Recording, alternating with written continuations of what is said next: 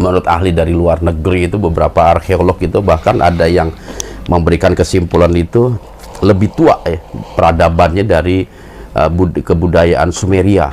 Sumeria itu sekitar 6.000 atau 8.000 sebelum Masehi.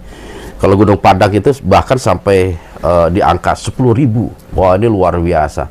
Tapi itulah pengamatan para ahli ya, yang kita juga sulit untuk ngambil tolak ukur. Cuman yang jelas apa yang disampaikan oleh Pangeran Ismoyo tentang adanya dua agama yang pernah diturunkan di Gunung Padang dan lain sebagainya, ini harus diteliti dan belum bisa kita jadikan sebagai pijakan kebenarannya, karena bukti-bukti ke arah sana itu belum. Cuman yang menarik bagi kita untuk ditelusuri adalah agama-agama leluhur kita ini, orang Sunda, Kapitayan atau Mieng itu, mereka tidak mengenal yang namanya itu wujud dari sebuah Tuhan. Nah, ini yang menarik gitu. Jadi ini menurut penelitian saya secara pribadi gitu, baik agama Kapitayan, agama-agama Sunda, itu mereka tidak mengenal tokoh Tuhan. Iya, Tuhan tidak diwujudkan melalui satu bentuk. Makanya Tuhan mereka itu menyebutnya dengan sebutan Sang Hyang. Ya, jadi sang itu bahasanya kita umum lah, hyang itu yang nggak nampak. Jadi mereka awalnya mendeskripsikan Tuhan itu sebagai sang hyang, sesuatu yang tidak engkau bisa cerna melalui panca indera, itulah Tuhan. Jadi agama Sunda tua itu mereka nggak punya patung, karena mereka tidak mendeskripsikan Tuhan mereka dalam satu wujud. Beda kalau kita lihat agama-agama yang berkembang di zaman modern ya, Hindu, Buddha, Nasrani, mereka mewujudkan Tuhan-Tuhan dalam satu bentuk. Dan itu yang sampai sekarang masih berlaku. Makanya ketika kita menelusuri jejak-jejak sejarah masa silam sebelum datangnya para agama-agama ke tanah Jawa, kita hanya melihat atau hanya bisa menyaksikan peninggalan-peninggalan mereka berupa batu aja, yang disebut batu menhir yang larinya ke atas, garis lurus.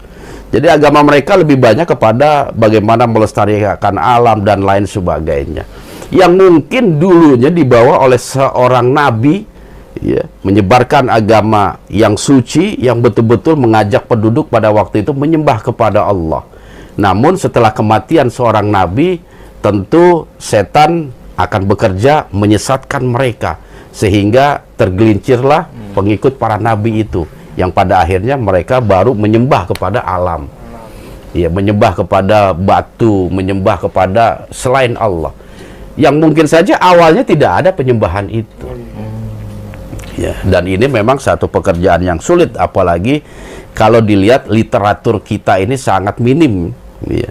Tapi mudah-mudahan kita bisa ungkap itu melalui data-data yang akurat dari peninggalan-peninggalan mereka, apa sesungguhnya yang ada di Gunung Padang, seperti itu.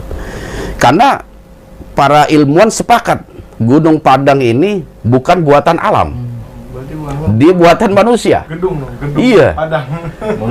Manusia. Berarti gedung Padang. Gedung itu tempat peribadatan. Iya, bukan gunung, berarti gedung. Iya. Tapi ya kita masih jauh dari bisa menyimpulkan itu semua. Jadi kita masih tahap merangkai, belum menjadi satu kesimpulan atau satu keputusan. Ya, mudah-mudahan para arkeolog kita juga mereka bersemangat ya untuk mempelajari jati diri bangsa kita itu. Karena itu luar biasa ketika semuanya keungkap ya. Ya. Karena dunia ini butuh informasi tentang agama-agama tua. Ya, kalau buku literatur saya yang sekarang ini hanya berkutat kepada agama-agama yang disembunyikan di dunia ini. Jadi ada beberapa kumpulan agama yang memang tersembunyi mereka itu. Mereka punya nabi-nabi sendiri, tapi ya off the record lah itu. Ada kitabnya tersendiri itu. Ya. Tapi mudah-mudahan kita bisa ada satu petunjuk lah ya dari peninggalan-peninggalan mereka. Yang jelas apa yang dikatakan Pangeran Ismoyo tentang agama Mieng dan Kapitayan belum bisa kita jadikan sebagai sandaran.